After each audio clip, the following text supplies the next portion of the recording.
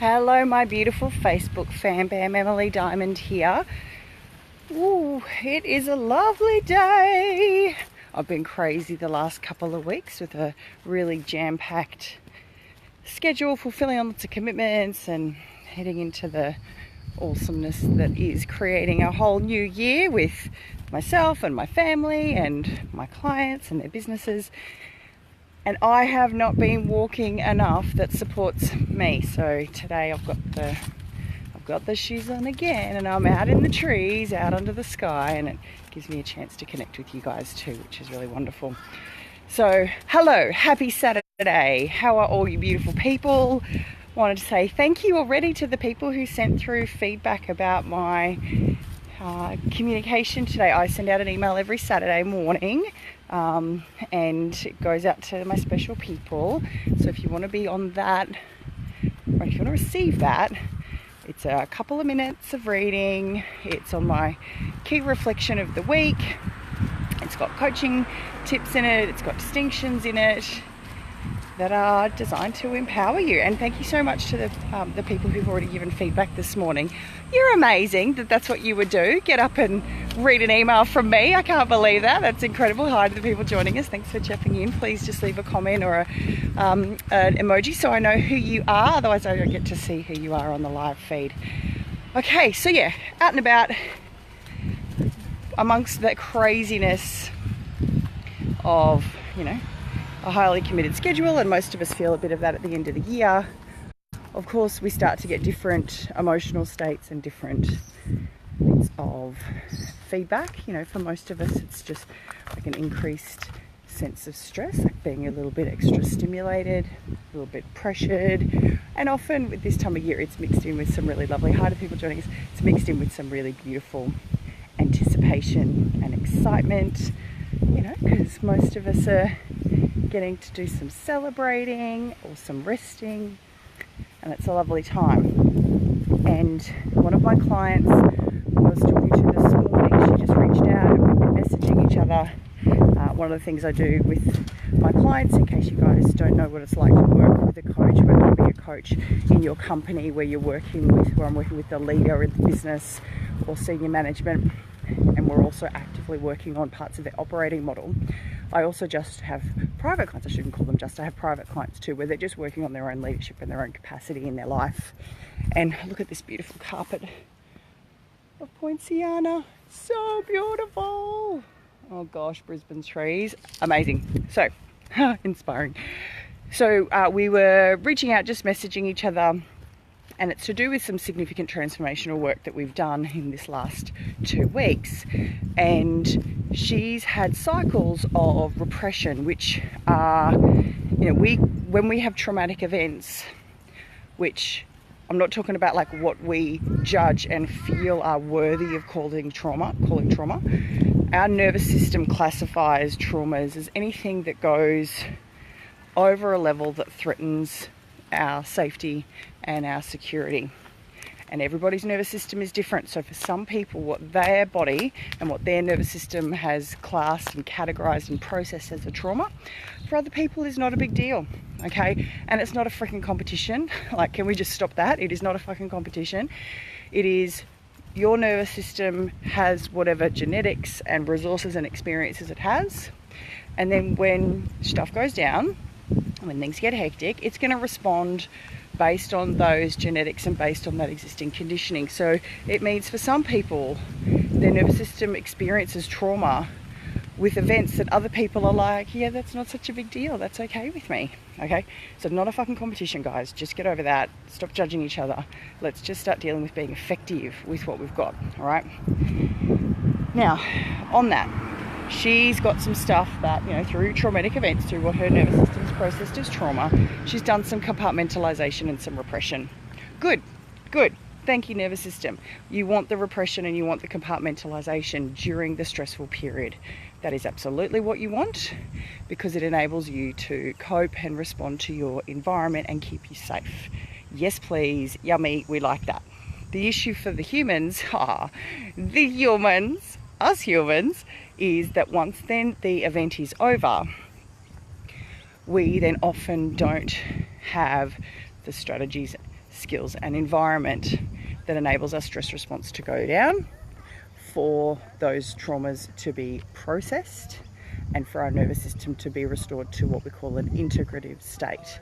And integrative states are our most generative and productive states. You know, love, connection, inspiration, appreciation, creativity, all the magical parts, the higher parts of human experience that we're ideally all working towards, and that's what we're all trying to build a better world.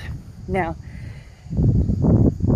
she's been compartmentalized and repressed for a long time. So we're talking 30 plus years because of some childhood stuff. And we've all got some childhood stuff. So welcome to the club, everybody. And we did a transformational technique on one significant one, what I assessed as the foundation one, the first really significant trauma.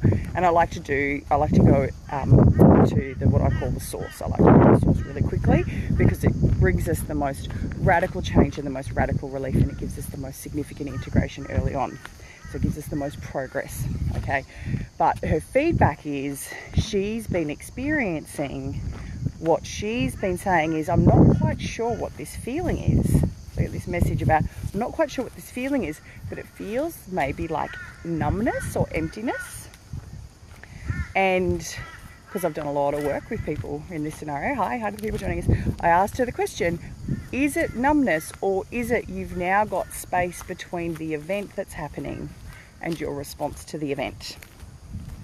And she's replied back with, oh my goodness, I didn't realize that's what it is. Yes, that's what it is. Now, having a space cognitively and consciously, I think it's really windy here, just to warn you, I'm going down a little bushwhacking hill.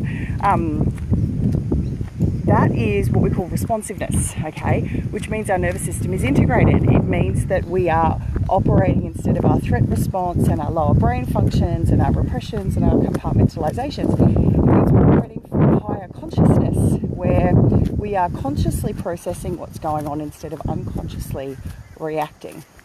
And this is a very unusual space, and we don't always recognize that as a sensation and as a feeling. So in writing this little message to you guys on Facebook around, you know, your feelings, they matter so much and they are telling us so much, but often not for the reason that we think. Hello, nice to see you, John. Okay, and so her experiencing that many decades of repression and then not knowing what that sensation of response is like, we're having that gap between an event occurring and then her response to it, and having time to actually consciously and deliberately think about it, to select from a variety of choices, behaviorally, emotionally, with her communication, all these different things.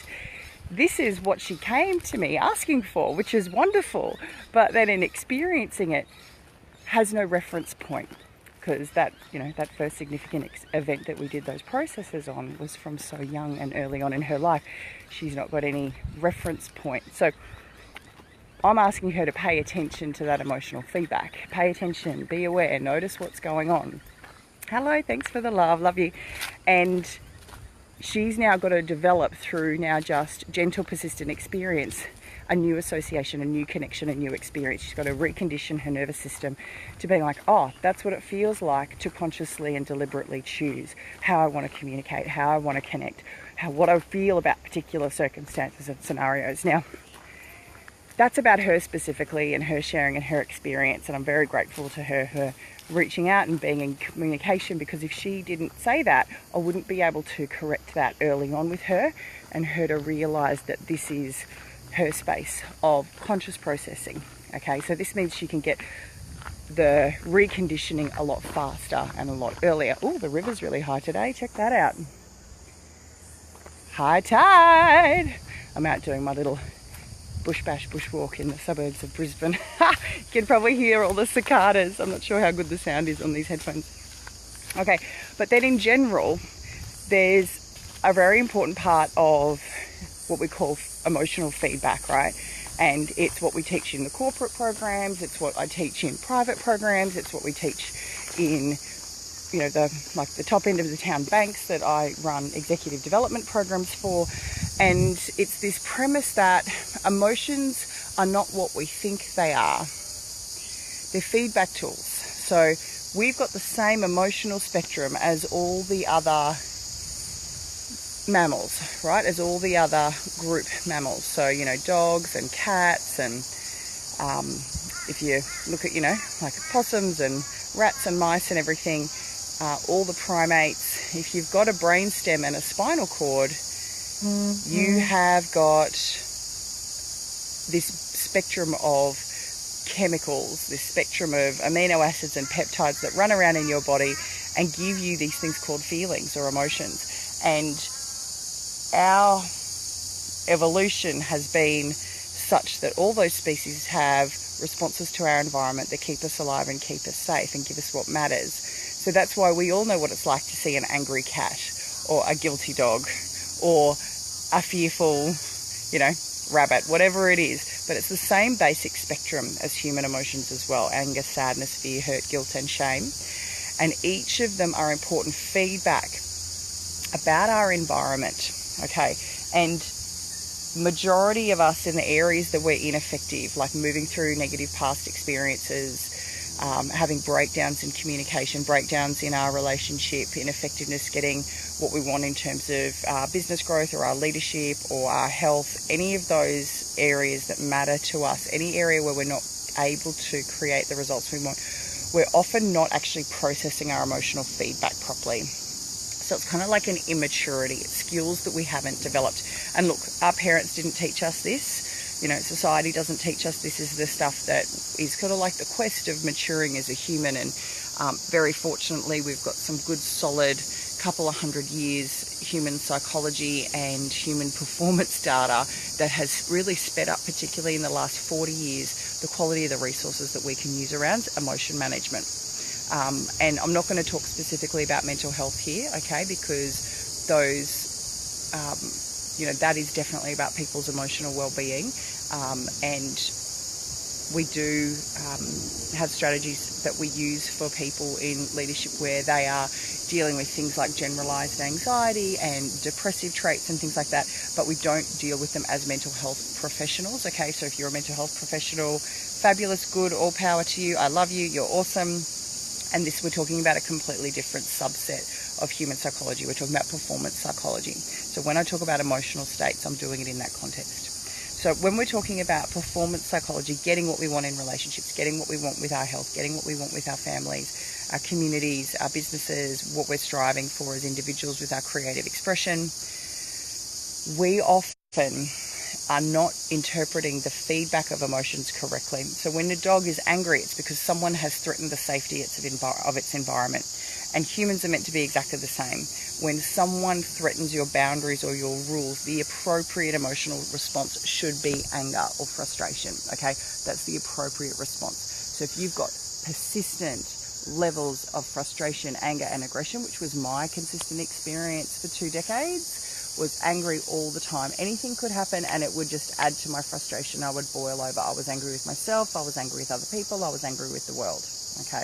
And then, of course, we have to develop strategies to deal with that intensity of that emotion, but which are not always healthy, and mine were definitely not healthy. That tells me that that was about my rules and boundaries. Now, for a dog who's not got the complexity of language that humans have, a dog's like, oh, someone's crossed my boundary, okay, I'll be angry. But if you condition a dog by continually violating its boundaries, it will be an aggressive dog. And people, you can condition a dog to be aggressive. We all know this. You can condition dogs to fight. You use enough fear, you violate its sense of safety enough, you will turn that dog into a persistently angry, quick to snap, aggressive dog. And that's what happens with humans too. And we can do that to humans through our external environment, but we also do it to ourselves. Okay, and that's what had happened to me. I'd had some environmental factors, but ultimately I had done it with myself. I had worked out that in all these different possible ways, the world was not fair. The world was wrong. People were wrong. Things were hurting me. Things were hurting other people. Now, absolutely, I still get to have moral and ethical positions about what I think is right and wrong. And that's what's, you know, become the magic out of all of this, is I get to say, yep, that's not right, that's not wrong. But I now know the difference between what's right and wrong and what is actually hurting me and what is threatening me. And that then determines my whole cascade of emotional feedback, my productivity, my effectiveness, my ability to process what's going on in my environment, my ability to connect with people and get my needs met. So these areas where we're blocked, we're ineffective, we're restricted, we're restrained, we have limited choices on our behaviour, a really simple place to go, and this is what I do with my clients regardless of the context, whether it's business leadership, personal leadership, family leadership, their health, whatever the issue is, we look at the emotional feedback, okay? Because it is feedback. It's telling us something. It's giving us a message. And I gave that example before of anger. Anger is about our rules and boundaries, okay? And this is one of the things that if you let your concept of emotional feedback shift, it's something that if you let it will completely change your experience and your ability to produce the results you want, the connections, the quality of your relationships, literally everything, okay? And that's what I'm a walking, talking example of, because I was set for, like the way my life was going until 15 years ago it was not going well. I was addicted to drugs, I had toxic codependent relationships, I couldn't get it together in terms of money. I was like functional and effective, but every relationship was strained and distant, and didn't trust anybody fundamentally, was angry all the time. That was not, and I knew deep down that that's not who I had the potential to be. I still had those vague memories buried back of what it was like to be before I'd experienced my traumas. And so I knew that there was still this person inside, and the persistent emotional feedback I was having was just so overwhelming and continuing to obstruct me from having access to that. So yeah, I want to give us this thing of emotions are not what we think they are. A bunch of people also think that their emotions are who they are. So they're like, you have persistently negative, sad experiences. They think that that's who they are, that they're like, well, I'm just depressed, that's who I am. Well, actually, it's feedback you're getting about your environment, about powerlessness and loss of control and experience of losing things that matter to you, or not being able to make a difference in different areas. That's what the feedback of persistent sadness is. Like I said, not talking about depression, right? Having depressive behaviour and depressive states is very different to being clinically depressed. Okay, so on that, this is your invitation to look at where you're blocked, where you're limited, where you're constrained, where you feel like you don't have choices, where as soon as you go into a particular environment, think about certain people, think about certain places, times in your life, there's bang, a persistent negative emotional experience that dictates your behaviour and you don't have any choices. That's where there's feedback waiting for you. And feedback is very much like an alarm clock, emotional feedback. If you snooze it, if you suppress it, repress it, avoid it, it just comes back louder 7 minutes later. This is why people have crazy dreams. This is why people have memories from the past. This is why people have repressed memory flashbacks. This is how our brain tries to continually go, I don't want this. Pay attention to the feedback. Take the message, respond to the message. And we go, oh, no, cover it up. And quick reminder of the kind of joy that we can experience. So, this beautiful client reaching out and talking about this kind of, essentially the lack of fear that she's feeling. It's because she was so conditioned to having just fear and pain, day in, day out, the fabric of her reality. And now this kind of space, this thing she's calling this emptiness, it's wonderful, and I'm delighted that she gets to redefine who she is and learn to respond to her feedback. It's an absolute miracle. And this is how we, change society. Some people look at this and go, oh, this is all really self-indulgent. Yep, absolutely. And that was one of my big fears and concerns originally when I started doing this work. And I have to tell you, on the other side of it, it's the absolute opposite, because the communities they now impact, the charities that the companies that I work with and that they support and empower, all of that makes a difference in terms of the quality of everybody's life. So please don't minimize yourself and go, it doesn't, me having these feelings, whatever, I'm used to them, I'll just keep putting up with them. That's you stopping your impact on humanity, either through what you do creatively, what you do in your communities in terms of contribution, the quality of life of the people around you. There's all these ways that we can be impacting each other and supporting humanity on a larger scale that just do start with us, and just do start with us learning to respond effectively to our environment. And that means effectively responding to your emotional feedback. All right, I'm going to go and enjoy this beautiful rest of this bushwalk. I love you all. Have an amazing weekend. I go offline to New Zealand on the 22nd of December, so a couple more weeks left. And yeah, I've got a couple more spaces for initial consults till the end of the year, where people work out what kind of plan we would put together for them, either in their business or in their personal leadership. And those fees go up next year. So if you want to do that next year but want to pay this year's prices, reach out, go to my booking link on my website, emilydiamond.com.au/bookings, and get a time with me and we'll talk. Love ya. Bye.